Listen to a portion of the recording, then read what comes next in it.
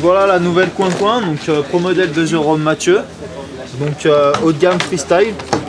Donc on est sur une planche avec une fibre 2D pour avoir une planche bien souple en torsion qui permet de bien travailler en jib et sur les kickers. Un double flex au milieu, donc le noyau qui va être un petit peu creusé pour casser le fibre dans la longueur, pour avoir une planche avec une bonne torsion au niveau du patin. Pour avoir une planche très réactive, un gros pop et qui tient très bien sur la courbe, on a un XV carbone. Donc on le voit là, le V ici et un X devant les fixations, ça fait 3,80 m de carbone répartis sur les deux spatules. En semelle, on a un PTX 4000 fini à la pierre. Elle est disponible en 154, 156 et 158 rocker.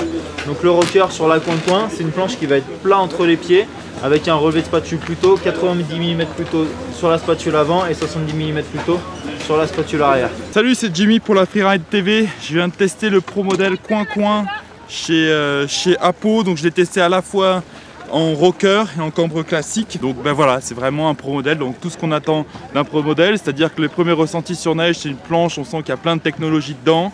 C'est une planche qui est nerveuse, qui accroche, qui a un passage car à car vif, qui a un gros ollie. Voilà, donc c'est vraiment une planche vraiment dans l'esprit freestyle.